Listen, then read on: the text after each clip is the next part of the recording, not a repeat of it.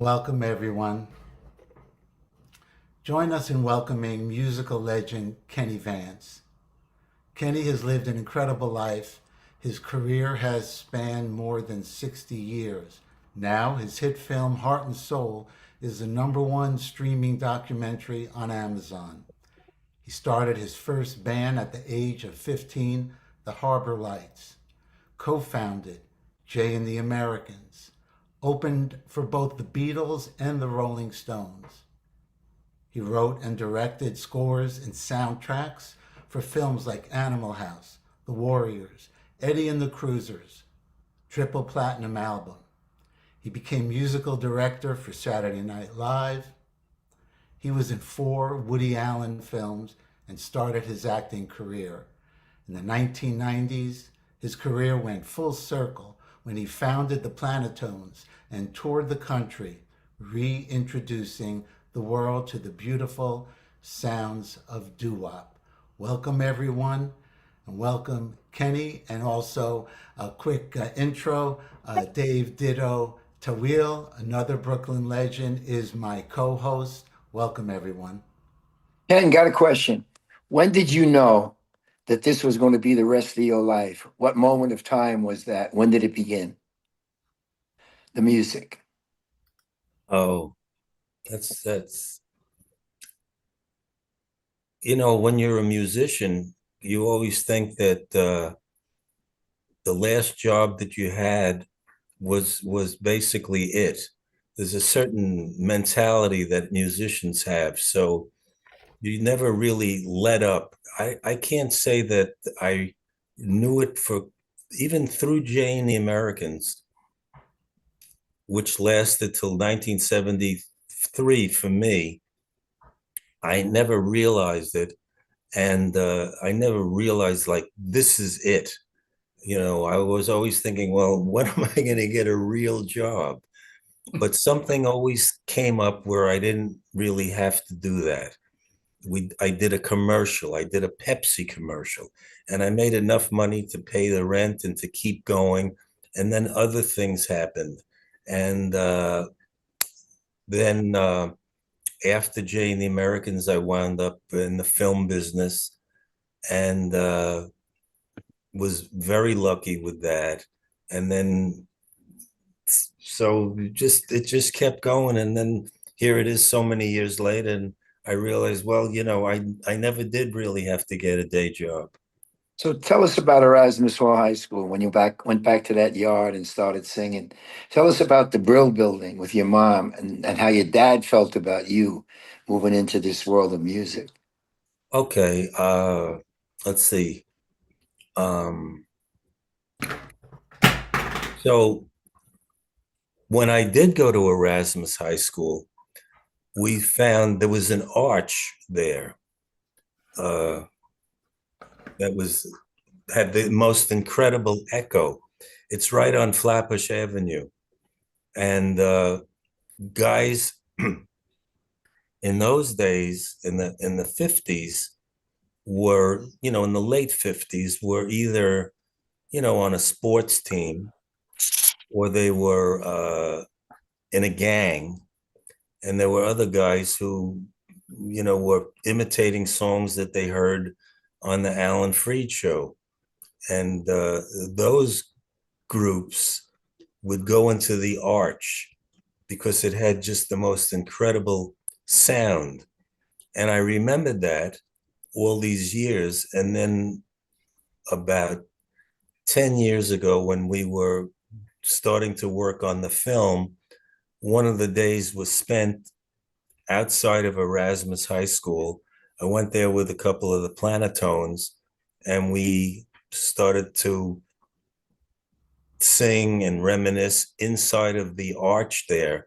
And it was a special moment because it actually, sometimes you go back to places that you remember as a kid and they don't have the same impact that you thought they would have.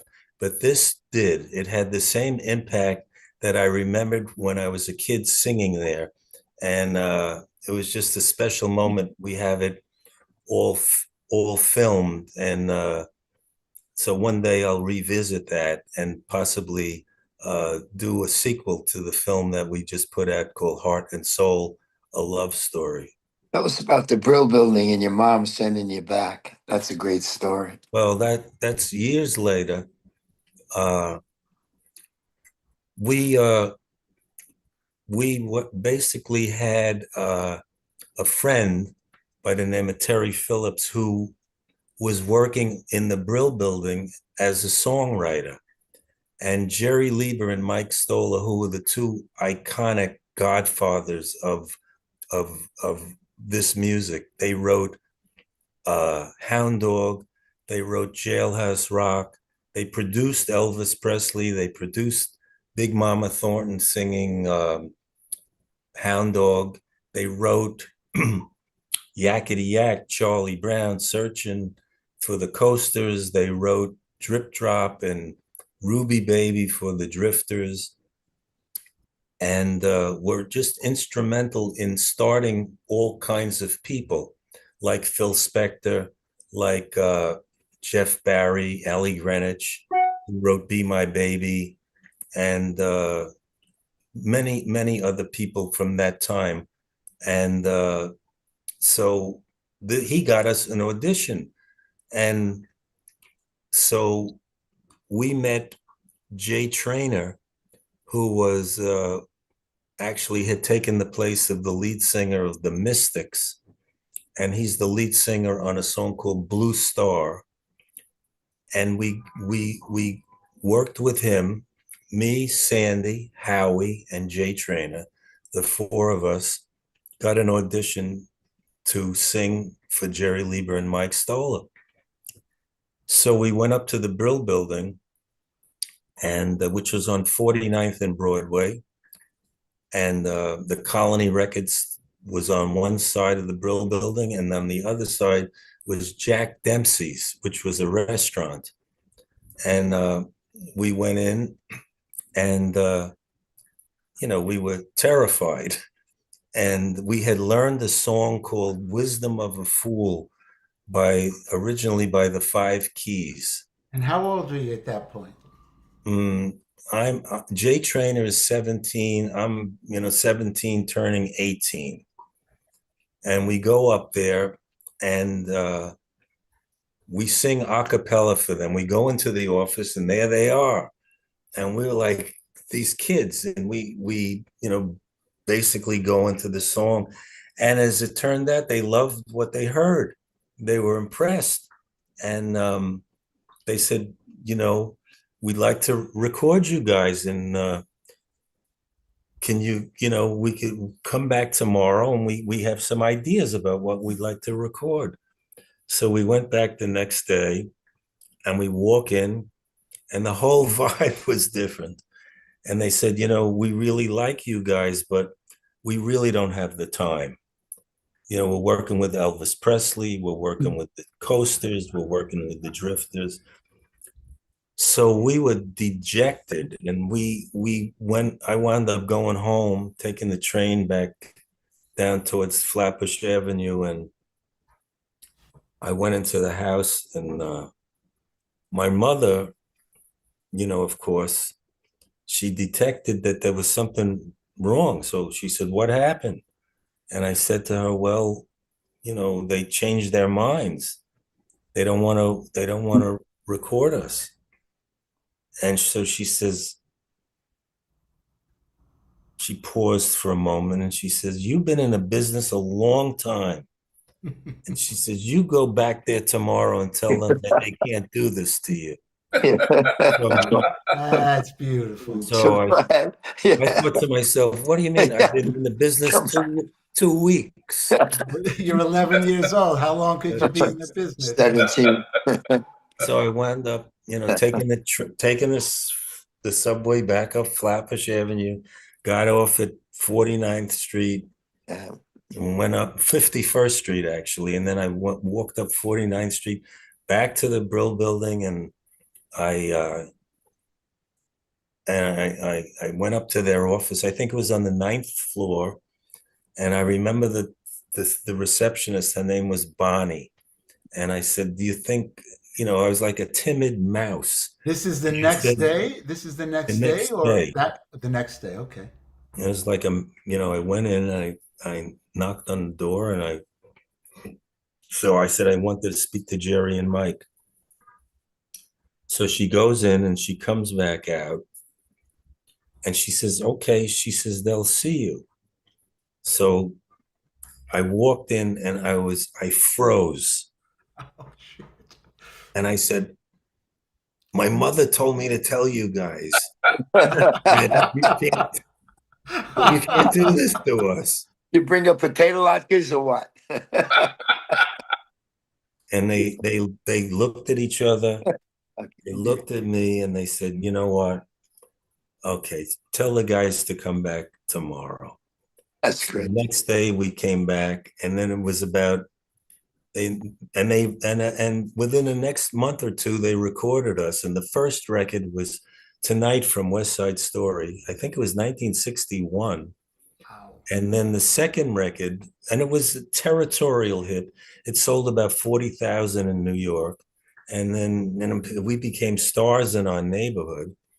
And then the next record they made was She Cried, but the A side was Dawning, the flip side of that.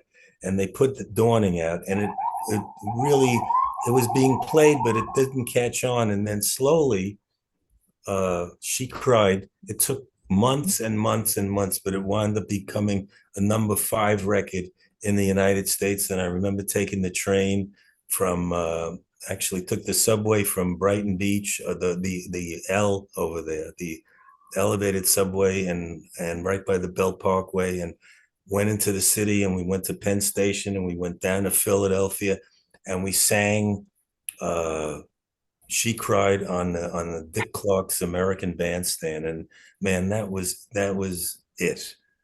And this Was is one of those experiences that many years later you just have you have a big smile on your face because you can't ever forget something like that. and this is how long after your mom stuck up for you? Oh, within the year, within the next, within the year, within the 8 months, 10 months, a year, when all of those things happened. Who are the What was guys who influenced you most at that time, Ken? Who are the people that I Well, gotta be? they didn't realize they were influencing me, but I would. We had a phonograph player, a record player in the basement of my house, and I would go down there. In those days, there were a few fly-by-night record stores that sold 45s.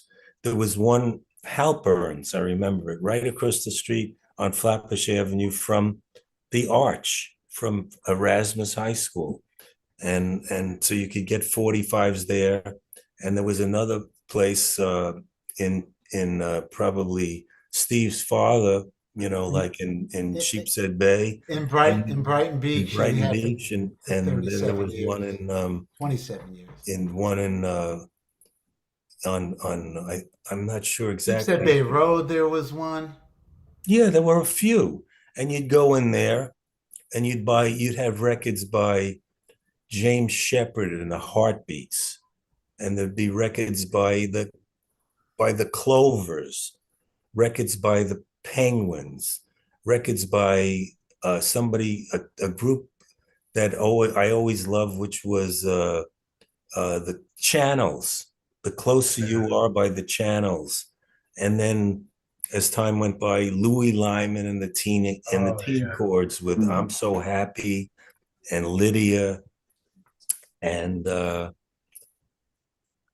so I would take those records home and listen to them. And I think the one person I always appreciated Earl Lewis, who was the lead singer of the Channels, and I appreciated Richard Blandon from the Dubs, and I appreciated Arlene Smith. I mean, she killed everybody with Maybe and He's Gone, and I loved James Shepherd from the Heartbeats. You're 1,000 miles away, and somebody like that really, his pathos and his sincerity really touched me. So you know, I mean, so what happened after that, guys, was that uh, it wasn't soon after that that I was influenced by those records that I heard on the Alan Freed show. But then Alan Freed announced that he was going to have the first ever. Now this is important to me anyway. It's That was the important beginning. because this Yeah. was the first ever rock and roll show in anywhere really at the Brooklyn Paramount Theater. It was the birth of rock and roll. It really was the birth of rock and roll, Were and you there that night? Were you there that night?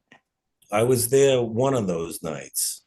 I don't know if I was there the first night, but the shows would run for Christmas shows, would run 10 days, run for Easter show Yeah. and the Labor Day show. And I was there. And when I saw those groups live on the stage, I mean, that was incredible. There's a book, it's called The Song of Brooklyn, and it's by Mark Elliott. And he actually interviewed a lot of the people that were on that show. And he interviewed in that book, I know Ditto is in that book, and also Little Anthony and the Imperials.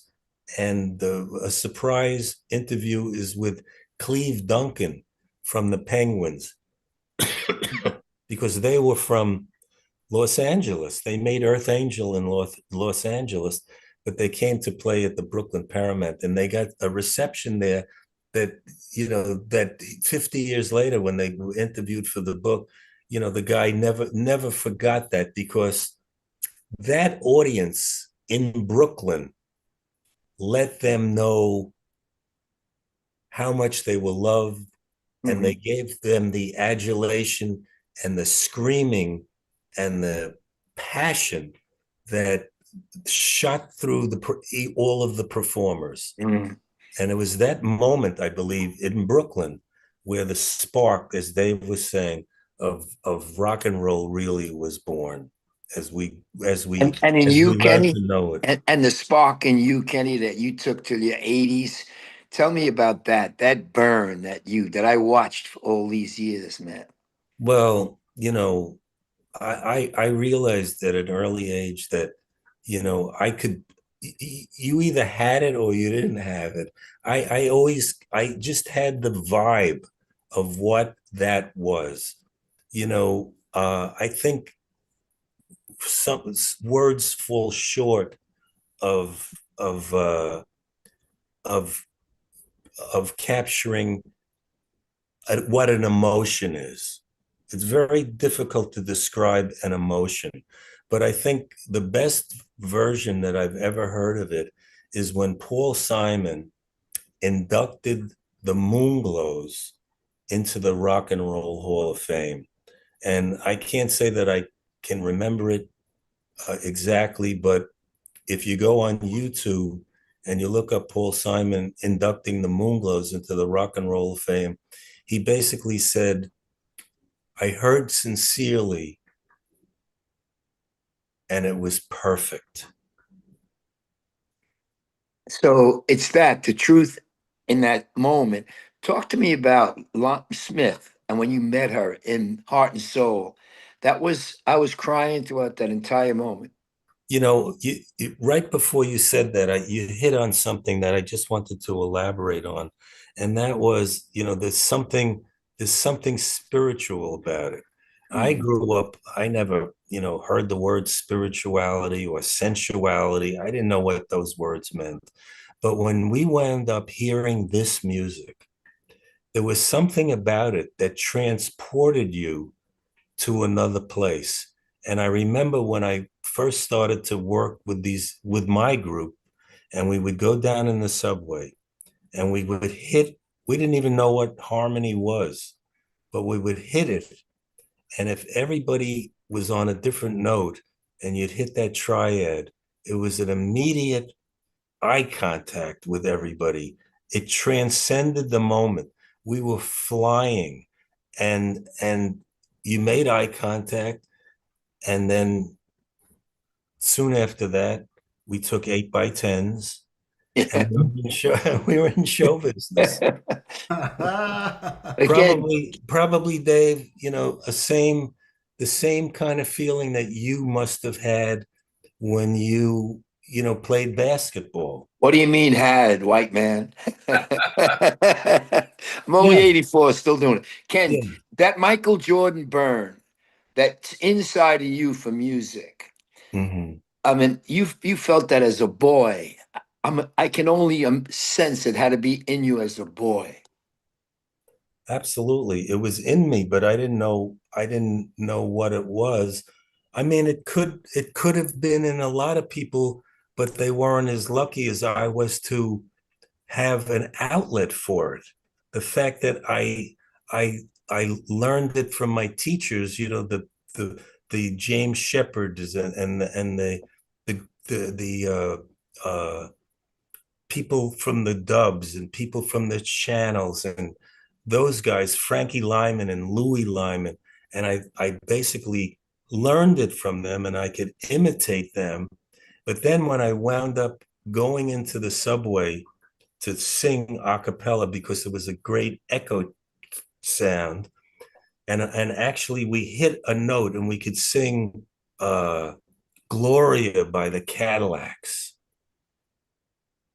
It was like, it was just out of this world. It was a spiritual moment that where you bonded with the other people that you were singing with, and things like that never happened to me anywhere else. It And touches growth. your heart, touches your heart. It goes right deep into your soul. I don't know if I'm older than you, Kenny. I'm 81, and I've been into this music since the way early days of Alan Freed. So actually, probably since about 1956. And you're right. I mean, I've been to lots of rock and roll shows. I've seen you perform a number of times at Westbury. I saw you here in Florida when you were at the theater here in Parker Ithaca. Playhouse. Yeah, yeah, you were phenomenal. And I just hope to God you can just keep going because your music and the way you elucidate things, it's magic. When you speak now, I can feel the magic that comes from you. And I can feel in my heart and my soul, I think what you're feeling. Because it So let army me let me let silent. me bring let me bring you back, Ken. So now Thank you. take me to My that pleasure. moment. Take me to that moment, Ken. I mean, take me from Brighton Beach on the boardwalk on Coney Island Avenue to opening up for the Beatles and the Rolling Stones. Take me to that. Take us to that. Take us to that. Did you get to Well, meet the Beatles? Did you get to meet any of those guys? yeah, I mean, Oh, I could. wow. So we got a call to go. Well, the Beatles were first, and I think it was in February of 1964, and it was right after the Beatles were on the Ed Sullivan Show, and Okay.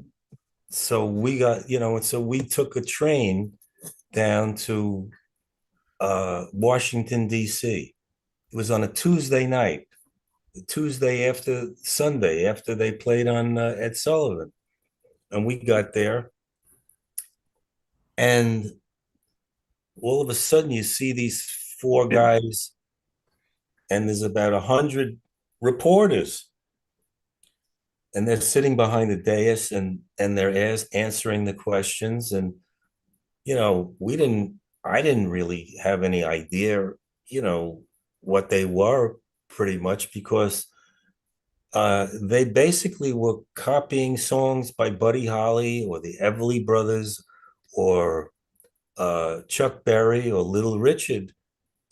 And, that's pretty much what they were doing. But anyway, after that press conference, we just sort of stood there because in our world of rock and roll, the mainstream media wasn't there, and it wasn't there until the British invasion, and then all of a sudden it became kind of hip, to be that way. But Chuck Berry was never in the newspaper. Little Richard and these guys and Fats Domino, only us kids knew who they were. They Was never that were the in, they never was were that in your parents' newspaper.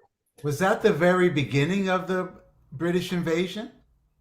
Yeah, the Beatles were the very For the beginning of first it, group. 1964. And then the Hollies and Jerry and the Pacemakers, and then later on the Who and Led Zeppelin, and Dave Clark Five, I love them. yeah, That's the right. Dave Clark That's right. Five. So the Beatles came over to us, and they were just guys like us. They had gray suits, no lapels, white shirt, and a tie.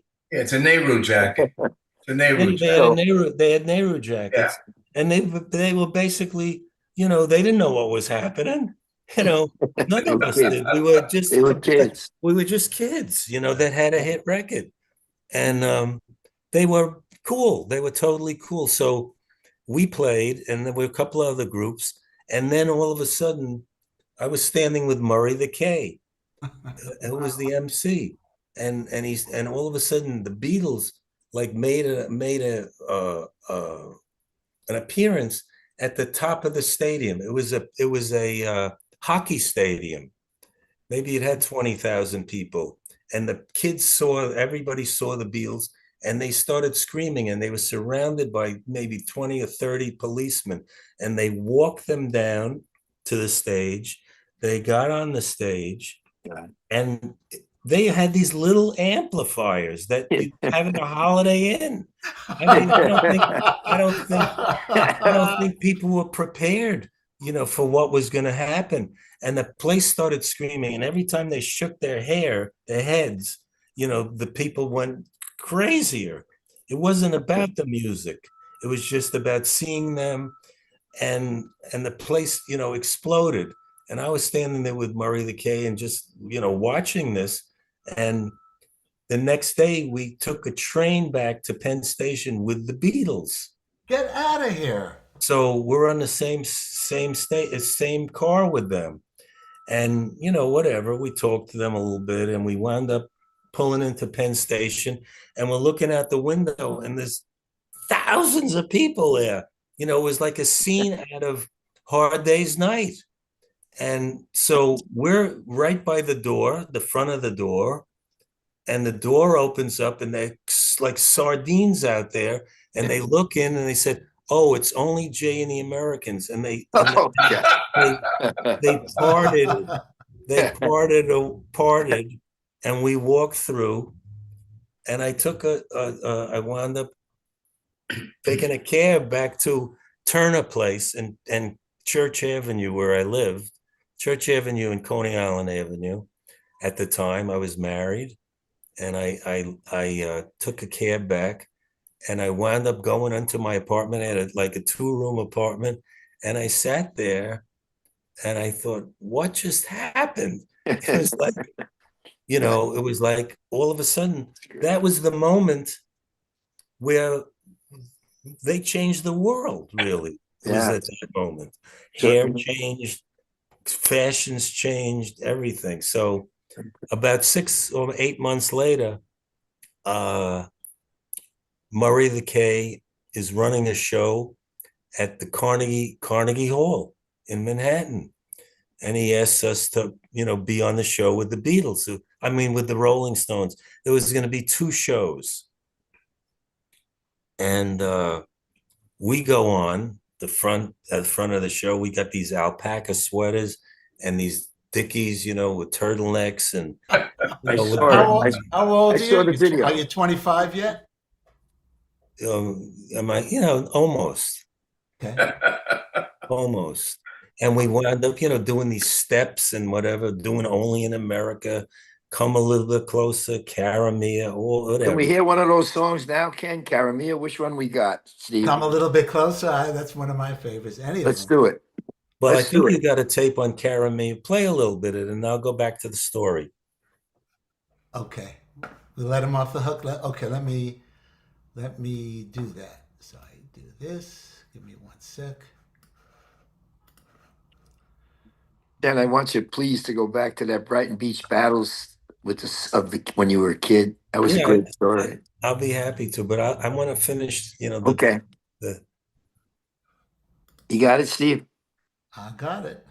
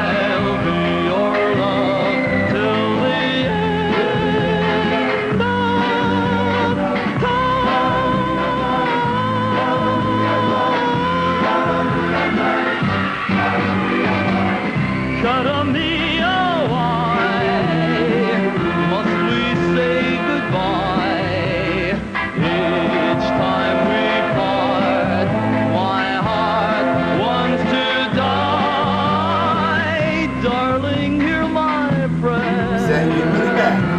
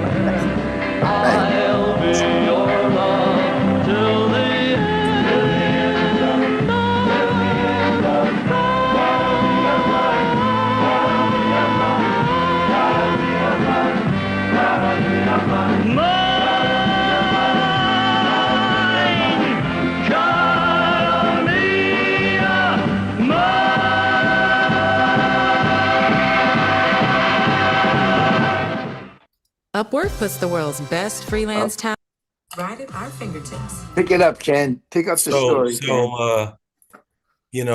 we basically, I guess maybe the people that were watching the Rolling Stones thought that, it was, you know, we were from another place at that point, because even though it was great, it was a particular type of music.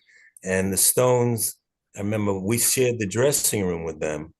And I remember watching them, the Bill Wyman, the bass player, he was basically leaning up against the wall chewing gum. And I thought, what does that have to do? We were doing steps and everything, and these guys were just lounging around. And then Murray, the case says, we had to do 2 shows. So he says to us, oh, by the way, you guys got to close the second show. So I said, we can't follow the Rolling Stones. So he says, if you don't do it, he says, there's going to be a riot. Oh, God. So we acquiesced and said, okay, so they go on and the people are going crazy and the girls are leaping for the stage, leaping out of their chairs, going crazy. And then they finish their set and they're sneaking them out of the back. And Murray the Case says, right now from Brooklyn, New York, Jay and the Americans. And we come out and we're singing Only in America. And while we're singing the song, Dave, the audience is getting up and running out the back door. So what happened was They knew. They knew what was happening. And so we basically finished the song and we had cleared Carnegie Hall out. The whole audience was gone. They were And chasing them down I got off the stage and I thought to myself, I better get a guitar. And that pretty much was the reason why I started to play the guitar. Kenny, got a question. What do you want the world to know about doo-wop? Well, doo-wop to me, first of all, I really never liked the term. And it was never called that, when I was a kid. And it never had a negative connotation. I think, the resistance that we had towards this film when we first started to try to get it into film festivals, it has a negative connotation. And my whole thing with this film is that we're getting a chance to dispel that notion. And the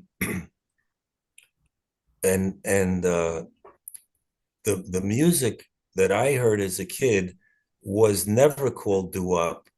It people wound up thinking as the years went by that doo-wop was something that was on happy days, or that was, kind of corny. And it's far from that.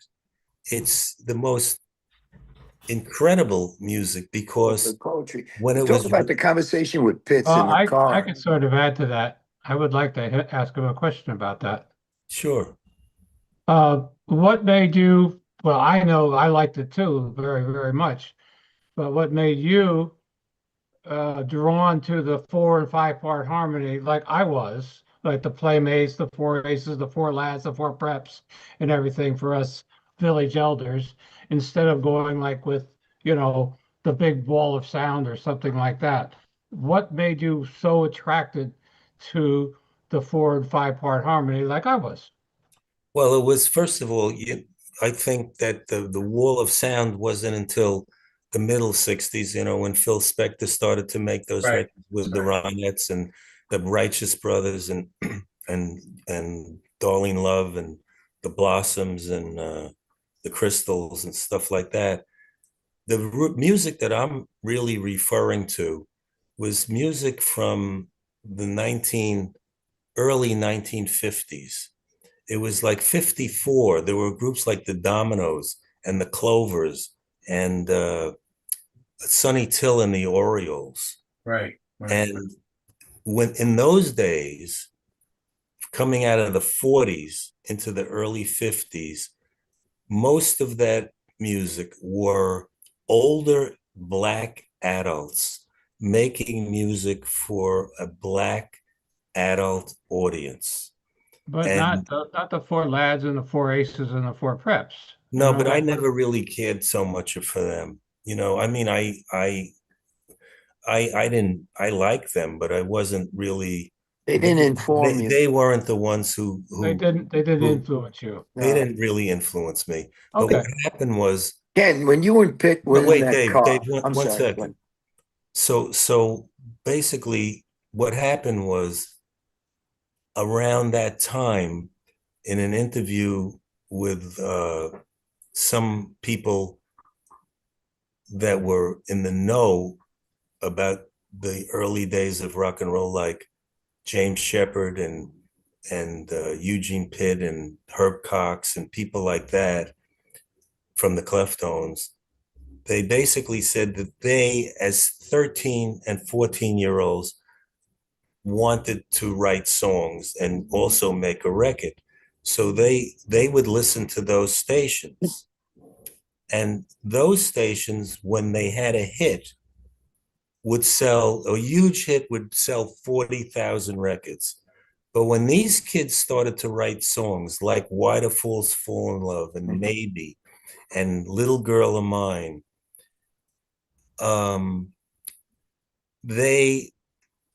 two things happened. One was, there was no such thing as a rock and roll musician, so they hired guys that played jazz in Birdland, guys who were born in 1890. And these guys were adults, and they played on these records. And that's why when you hear the 55 records that are in Heart and Soul, A Love Story, those records, if those records were crap, there'd be no movie. But those records were infused by these adults, and these kids wrote songs that were hybrids of those songs. So they created a new music. There were no records that preceded little, little, little, little, little, yeah. There was no records like that. They were They were black adults making innovators, records for other innovators. black adults. And they created this teenage sounds that were a hybrid of that. And those records were the records that all of a sudden sold 1 million copies. Mhm. And that's created a revolution in the United States that to this day exists. And I'll explain that those records created a, a youth market. Who's buying these records? Teenage girls are buying these records. And so all of a sudden, the movie companies started to make movies for kids. The cosmetic companies started to make cosmetics for kids. The clothing companies started to make clothing for young kids. And to this day, That. that demographic is the demographic that all of these areas of commerce pander to. They are selling it to a youth market, and that exists to this day. But records like Why Do Fools Fall in Love and G by the Crows and Little Girl of Mine by the Cleftones and the Dubs and Arlene Smith, those are the records that are really responsible for starting that movement. It's very interesting. So people started innovating with the sounds of these older gentlemen from the South. And I remember in a bio with Elvis that he, as a kid, he on a scratchy transistor radio, he heard the sounds, and that's how he got introduced to Exactly, because Elvis grew up in Tupelo, so the main big city where Sun Records was, which had Johnny Cash and Elvis Presley and Roy Orbison and Jerry Lee Lewis. He went to Beale Street in Memphis, and on Beale Street were people like I don't know exactly, but that's where he heard rhythm and blues, and that's where he heard those. He heard Big Mama Thornton singing, and that's where that music comes from. And Elvis was like one of the first white uh, performers, but he was for real. It wasn't like he was faking it. I mean, that music was in his blood, and those records that he made for Sun Records were the beginning of a whole other movement of artists. I'm pretty much talking about the urban centers in the Northeast, which produced this music that ultimately became known as doo-wop. Very interesting. Now, I have a question about the movie. It was great. I was at the premiere in the Museum of City in New York. That was great. And Ditto mention that, unfortunately, after the storm Hurricane Sandy, you found a box of recordings. Did I get that right? Did that have to Well, do? yeah, I mean, I was playing with the Planetones on a like a Time Life, cruise. They would have these cruises, oldies cruises with Dion and Frankie Avalon, and those people were on the cruise, and we were on a cruise, and basically, I saw the weather change, and the house that I lived in for 40 years was washed out to sea. But when I went back to the house a few days afterwards, I found, a bunch of CDs that were on top. My kitchen was somewhat intact, and on top of it was a floor, and there were no walls and no sky, no ceiling, all just sky, So the whole house was obliterated. obliterated. And I Oh went my up there God. with a ladder, and it was my office where I had a desk, and there were a bunch of CDs that I had in there, and DVDs and CDs, and inside of plastic bags, and they were pretty much preserved. And I was living in a FEMA hotel in Staten Island, And over the weeks and months of being there, I would look at what I had salvaged from the house, which wasn't much, but they were it was the spark of the idea to try to acquire all of the footage, that wound up being Heart and Soul, a love story. How long Man, did it take you to do that film, Ken? How long? Well, I would say at least 8, maybe 10 years, pretty much, because, having the spark of an idea is one thing, but actually, taking the ball over the finish line and over the goal line is a life's journey. may I ask a And question? Kenny, are you planning on doing anything else down here in Florida? We loved you when you were down here. You plan on coming back and doing anything? I'll say yes, but I'm not sure what that might be. It might be show the movie somewhere and do a Q&A and play a few songs, something like that. Ken, please keep in mind Port St. Lucie, Florida. It's the most up and coming area, and the most New Yorkers are in this area. All us Okay. alcockers that are down here would All right. If you have, if we're you have, starving for something like you. if you have an idea, you could send my son, a lad, Yes. Yeah. like Go ahead, I'm sorry. some information about a theater, a movie theater, that might be interested in showing the movie and, having me come down there. I would be happy to do it if We I. have a place here. It's called the Mid Florida Center. It's a perfect venue for you. They have all different venues there. It's right on US 1. Parking's a piece of cake. It's right near I-95. You'd be a super success there. Okay, you'd have to, give us the name of somebody that handles that stuff, and Yeah, we'll get in touch with them, and you could, give us your name sure. and hopefully How would I get in touch with your son?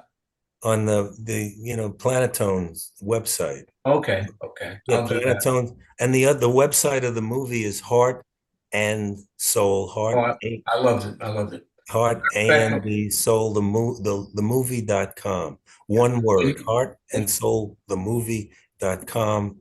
And you can, find out how to get the DVD of the movie. I have it. I bought it.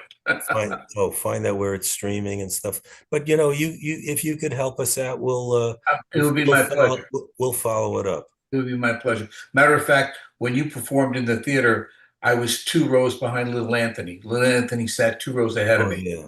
Remember? Yeah, and if we play in St. Lucie or wherever, Anthony will come and whoever else Yeah, is he around. lives down near here, I think. He I think does. he lives in Jupiter, I think. No, he lives in Where? I'm not sure but he lives west of Boca Raton, Oh, west, out that way, yeah.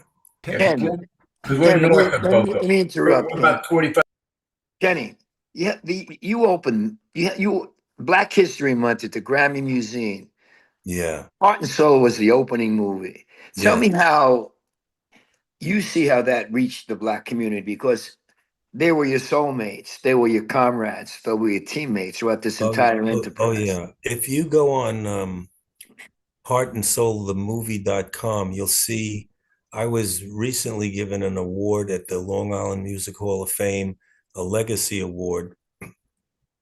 And a lot of people were beautiful, gracious enough to do a tribute to me. Chaz Palminteri and uh, cousin Brucey and Tony Orlando and Paul Schaefer. And I hope I'm leaving a few people out, but excuse me. And there was when we did the Grammy Museum for Black History Month, there was a guy that most of the doo-wop people don't know, but I got to know, a beautiful, beautiful man by the name of a group that he was in called Kid and Play. And he came up and he did a tribute to me, and he wrote a poem on the spot. and that we included that in when we did the Long Island Music Hall of Fame. And if you get a chance, it's so heartfelt and so genius and so right on the money of what he wrote that I will cherish it for my whole life. And so yeah, because Ken, tell us about the Saturday. everybody that night, and I would say it was mostly an African American audience, were coming over to me and hugging me and saying, "Thank you for doing this. This was so long overdue, and was so thrilled that you honored our community." Ken, when Pitch said to you in Heart and Soul, we were singing love songs to the girls that we were going to marry as kids, that just broke me up. He's in that car scene. Oh, he's such a brilliant songwriter and such a beautiful human being and so talented that most people really, don't have any idea how gifted and talented he is. And one of the Who is this? Who are we talking about? Eugene Pitts. Okay. Pitt from the Jive Five. And one story, all the doo-wop aficionados will appreciate this. So he said to me, he says, my father was in the Golden Gate Quartet, which was a famous gospel quartet, and famous. And he says, but he taught us how to sing. So he tells me how he taught them. He said he put one guy on one end of the room, one guy on the other end of the room, and two guys on the side wall. So each guy had his own wall, and he put the lead singer in the middle. This way, when each guy sang his part, none of the other guys would lean on his note. So he got them to understand what it was to sing harmony. And he said, and we did it every day for 2 years before we did our audition at God, I forgot the name of the label, but at the record company. And the guy said, do you have any original songs? And he says, yeah, we got one that I don't really like that much because it's about me. I wrote it, and it's called My True Story. Oh, yeah. We sang the song for the producer there, and he says, that's a hit. That's a hit. and a couple of weeks later, we recorded it. And in 1960, it was a huge, top 5 record in the United States. Ken, I'm going to ask you to take us to Saturday Night Live and that experience. Well, what time we got?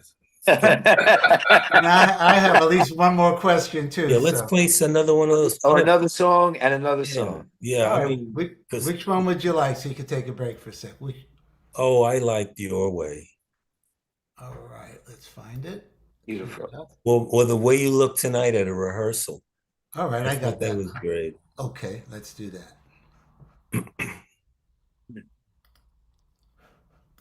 Ken, think about this. What would you like your legacy to be? When I'm awfully low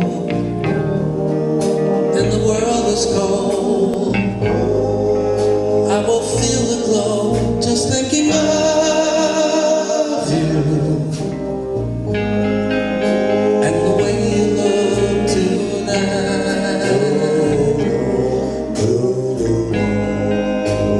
Oh, your love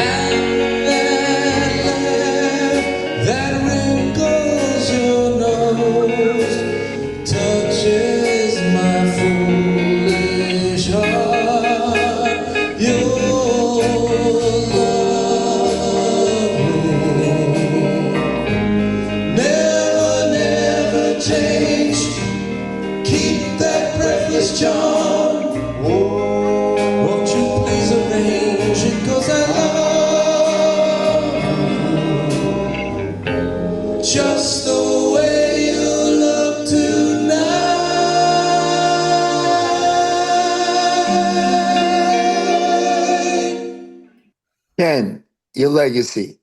How do you see it? What Wow. is Wow. That's phenomenal. What? That was your phenomenal, legacy? Kenny. Ken, your That legacy. was What is it? good. That was really good. Now, Dave, I don't know. I, I have a question, and I'm burning to I don't this. know. You know why I don't know? Because like, it just keeps going. And I feel so blessed, to have made this film and to get it out in the world now when people can look at it much more objectively, because I think music in this country has gone about as far out and as far as it can go. And when you all of a sudden include this in the whole template of what music history is about, you can focus in on it in an intellectual way and say, oh my God, this stuff there's something so real about it. There's something so sensitive about it. There's So something so special about it. meaningful about it and special that hopefully it will clear up the disinformation that has been spread about this music all along. So is that initiate? What are your thoughts about the current state of music? I don't really pay that much attention to it. I don't really know. So if there was a song you wanted to listen to today, what would it be? Well, I don't know. I like Bruno Mars. I'm a big fan of Bruno Mars. I can listen to him because Talented, he very really talented. does understand where it all came from. He was actually in a doo-wop group that his father ran, I think when he was 4 years old in Hawaii. So he Speaks. really does understand this. And I heard from somebody in doing a recent podcast, they said to me that Bruno Mars, uh, uh, he, you know, he sings a song that's 70 years old in his show, which is Please Say You Want Me by the Schoolboys. Yep. God. Please say you want me to. And so, he sings it and they don't know that it's a 70-year-old song. They think it's his. And so it just goes to show you, if you present this to people and they don't have a stigma attached to it, they'll embrace it. That's phenomenal. And Bruno Mars, very talented. He's excellent. I have a question. We're gonna go. Can we go back to the Brill Building for a second? You told me that there were some afternoons you had an office there for a while. Is that right? Yeah, we had, well, many years later, I think like around the 1968, 67, 68, we decided to open a production company there, kind of like Jerry Lieber and Mike Stoller had. And we Who opened was we? Who'd you do it with? with the J and the Americans. It was Great. called JATA, JATA, JATA. And we had a production company there. Yes. And you said that you used to like schedule an afternoon and there'd be like Carole King pitching songs or Neil Diamond. Tell us about one of those afternoons. That Oh, well, that basically was with Jerry Lieber and Mike Stoller. Once we started to have hits, then every couple of months, when it came time to record another set, another group of records, they would have all of the young songwriters, who were writing in those days, like Neil Sedaka and Neil Diamond and Carole King and Burt Bacharach and Jeff Barry and Ellie Greenwich and you know all of that level of songwriters would come in, and we would be sitting around casually and they would and you're play. how old? You're like a little pisher, right? No, no, by now, we had been to France. We were, I see. we had been, in the business now for many years. It was 1966 by then, 19. So we had been doing this for 5 years. And so, we had some sort of educated guesses of what, we should record. And we recorded some of Burt Bacharach's early stuff, and we actually recorded the first hit that Neil Diamond ever had, which was called Sunday and Me. Oh, yeah, yeah, yeah. Sunday, right? That's amazing. My my dad had a record store in Brighton Beach, Brooklyn, for 27 years, and Neil Diamond's father had a store right around the corner from my dad's store, across from Mrs. Stahl's, Kanish's. And Neil Diamond's father used to come in every week to see the Billboard charts. And I was 10, 11 years old working there. And, those days we had a Victrola, and my uncle used to cut out the Billboard charts, paste them out every week, put it under the glass, and then people would come and let me hear this one, and we would take requests. And then after a couple of years, I think it was Solitary Man, my brother was working that day. It was that his father came in, and they were like Mazel Tovs. And By the way, Stevie, were you there when Kenny was doing that singing in Brighton Beach? no, but I wish I was. It sounds like it was right down the street from where I grew up, and my dad's store was across from Stahl's. Now, what was your favorite? Let's get down to important stuff. What was your favorite Knish at Mrs. Stahl's Knish? I was always a traditional guy. I always liked the spinach knish. I liked the potato knish, and I liked the God, I forget. It was Kasha. no. I didn't. And They had an onion one. yeah, something like It that. was an onion. They called it the onion pretzel.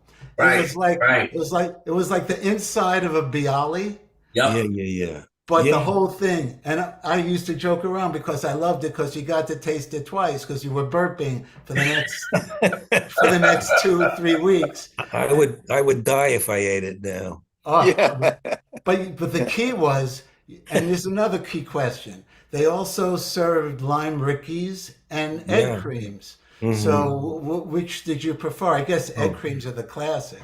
Well, both, depending on the day or the mood, but both. I love both.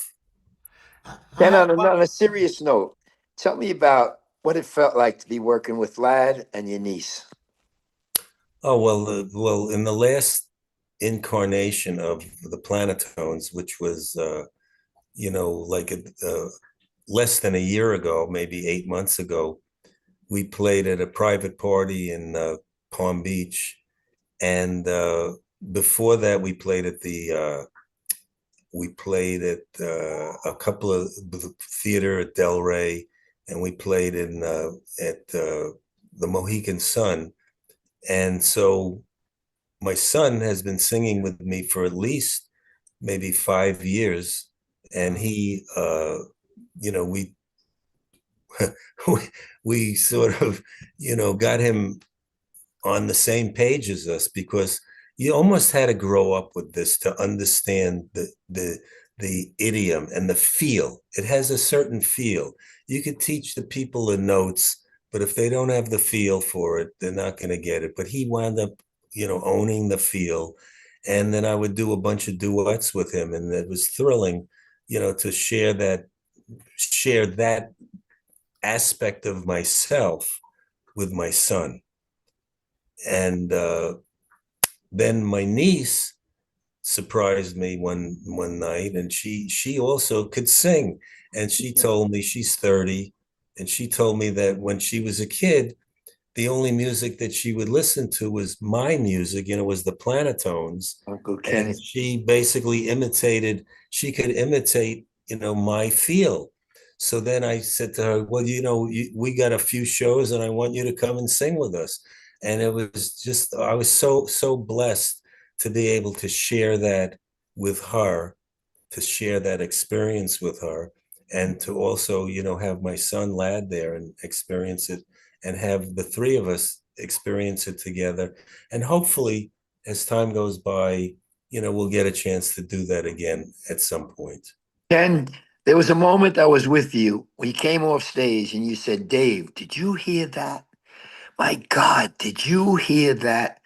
And I'm saying to myself, Ken's 80 something years old, and he's still saying, did you hear how wonderful that sound was? Did you live for that sound, Ken? Oh yeah, there was Dave. You and I have shared so many, beautiful memories together. We went out to California together to the Grammy Museum. We played. We were blessed to play at the Lake. Is it Lake City, Iowa? Iowa, yeah. At the Buddy Holly Yeah. dance every year, and in remembrance of the flight that he took in Lake City, Iowa, probably in 1958, and every year since that tragedy, they have an event there, and thousands of people show up to this day from all over the world. They were from Germany, and they were from Japan, and they were from Spain, and they were from England, and of course all through the United States. And Kenny Vance and the Planetones was not a household name, and it would be there. Sometimes we'd be selling the CDs, and would be a big line around. And I would say to people, "How do you know us?" And they say, "We know you from YouTube." Wow. So that was it. That spread it. They knew us from YouTube. Your references to YouTube every day. Dave, check this on YouTube. But guys, listen, this was great, but we have to do it again sometime. I'm starting to get a little Gotcha. hoarse, a little Thank you, hoarse, Ken. Thank and I'm you, a little Ken. tired, but it was Thank you, beautiful. Ken. Steve, good luck with the show. I hope that it becomes a big success. Dave, God bless you. You're my man. Love you, Vince. Love you, Thank, Vince. thank you, everybody, for tuning in. Kenny, just one thing real quick. I'm Sure. gonna go on your website. I'm gonna get in touch with your son, and I'm gonna speak to some people over the Mid Florida Center and see about what we can do to maybe get you rolling down this way. Okay, I'll bring Love to have Dave with me. Love to have you. If we come, Dave will. Later, guys. Dave will open the Susan- show. Later, Thank- guys. Good night, everybody. Should we play one of the other videos on to play it Please, out? go ahead. Yeah. You have any requests? Play or- Love Me. Okay, I'm gonna cue Susan, that up. hello. Stay healthy and stay Well, well. love me, man. Hello. Play them all, Steve, and this way you can integrate them into your show. Hello. Let's do it. Do it, Ken. Do it, Stevie. Okay. Hello. Yes. What? Yeah. Hello. Yeah, go ahead. Yeah. Hi. Susan sends her regards. Unfortunately, she can't be here tonight. You know Susan, my Susan, your Susan. Who's saying that? Stan and Susan. Oh, Susan wow. from that high school. Got it. That high school. Okay. I don't think you can see it, Kenny. Yes, you can now. I'm here. I spotlit him, so he's good. Okay. Susan And, sends her and Neil regards. Burson says hello, Ken. Okay, baby. Okay. Take care. Okay, All send right. it Roll over, it. please. Stevie, roll it. Yep. I got it. Give me 1 second. We will get this going. Which one was that request, Love Kenny? Me, Love Me. Coming right up.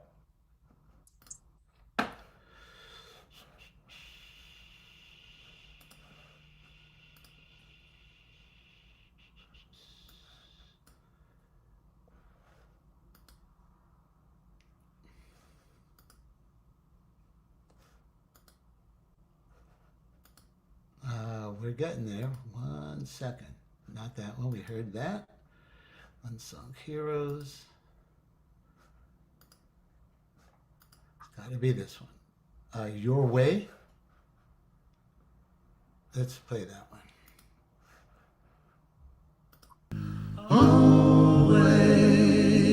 Always will remember. You never will forget. The one that you love yet. Now that she's gone, she's gone.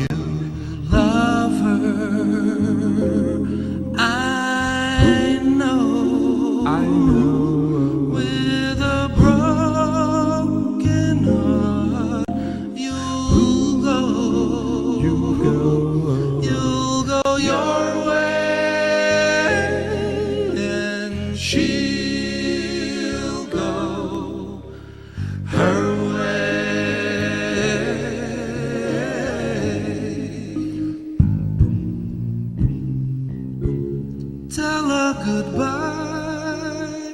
Please don't cry. But if your eyes fill with tears, tell her, how can you say you and I are through after all these years? You love her, I know. With a broken heart, you'll go. You'll go your her way. Her way.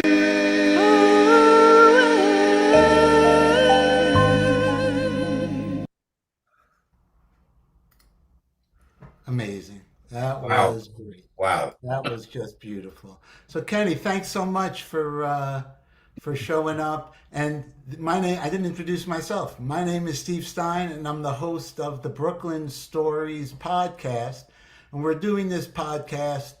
And Kenny, thank you, and Ditto, thank you so much for graciously supporting. Because I wrote a screenplay and a novel, and now we're trying to make a streaming series about my dad's record store and the summer of '69 in Brighton Beach. And so that's why we're doing this. But even more important, that's why we're doing this with Kenny. We're so honored to have you. Can I ask one more thing of you, or are you done? What's up? You had your guitar out before. Can we get you to play for a second, or it's too late? Oh, no, I think we're good, Steve, don't you? I know we're good. No, not Okay. pushing you. All All right, right. Kenny, thanks everyone for showing up, and we'll catch you on the flip side. Thank you for keeping the music alive, Kenny. God bless you. You got it. My pleasure. Thank you for showing up, guys. That was Big is brilliant. in. A big is in. Big as in. Zig is in. Absolutely. Big isn't.